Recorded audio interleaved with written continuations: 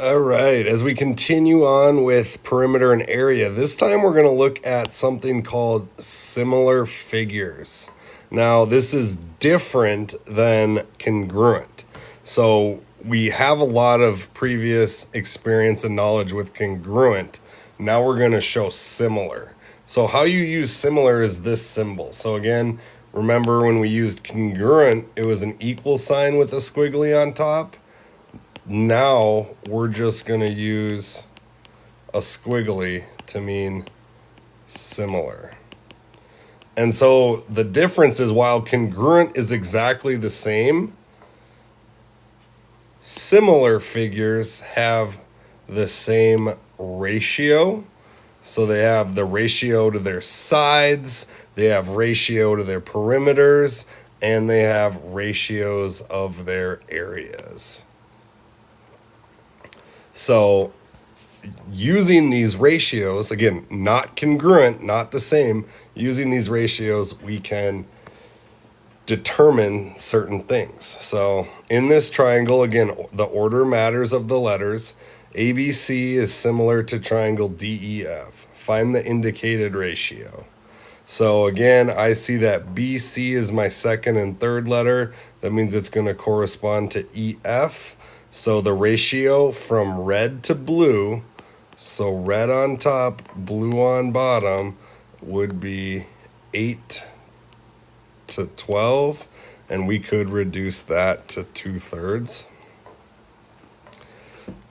Whereas the ratio of the areas, so again, if I looked at like my example, A was just a side, B was just a side. To find the ratio of the areas, we need to square A and square B. So again, red to blue on top. All right, and my area was 8 squared over 12 squared. So 64 over 144. I suppose let's go ahead. So again, if I wanted to reduce this all the way, this would be 2/3.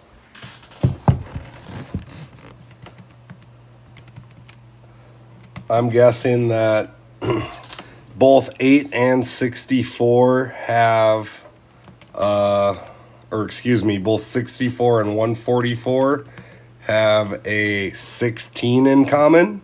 So I'm going to divide,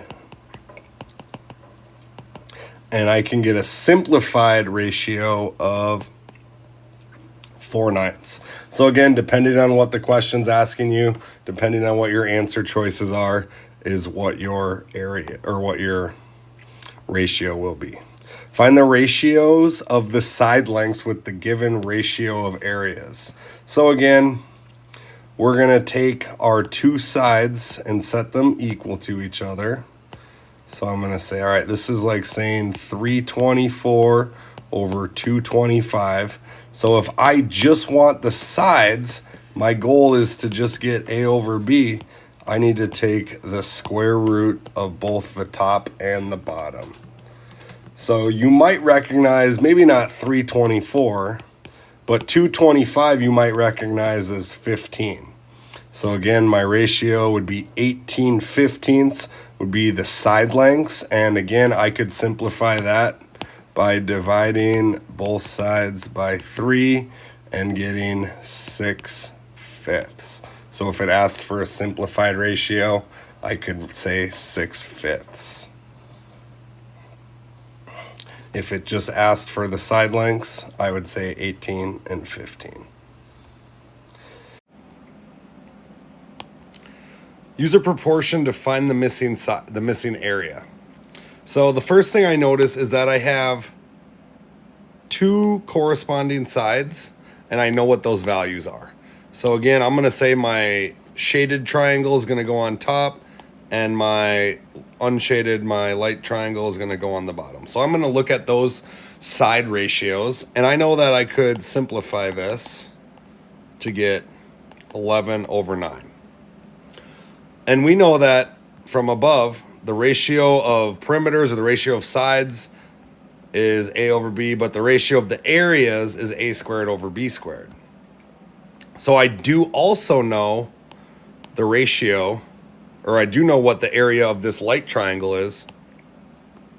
I do not know. I'm trying to figure out what the area of the shaded triangle. So again, I'm just gonna add that. This is shaded and then unshaded, or light. I'm gonna call it, yeah, unshaded. You could say bigger triangle, smaller triangle, whatever. So to find my magic ratio, I got to do 11 squared over 9 squared, which gives me 121 over 81. This is kind of my magic ratio that I'm going to need to use. So now again, I'm going to keep 121 over 81 equals, and I don't know the shaded one, so I'm going to call it X, or let's say A for area. But I do know that the unshaded is 162. Well, now it just simply becomes a matter of cross multiplying and dividing. So let's do some math. We get 121 times 162 equals 81A. That's going to simplify and get 19,602 equals 81A. The next step, again, is get A by itself, divide by 81. And I get 242 is the area of this shaded triangle. So I would say 242 centimeters squared.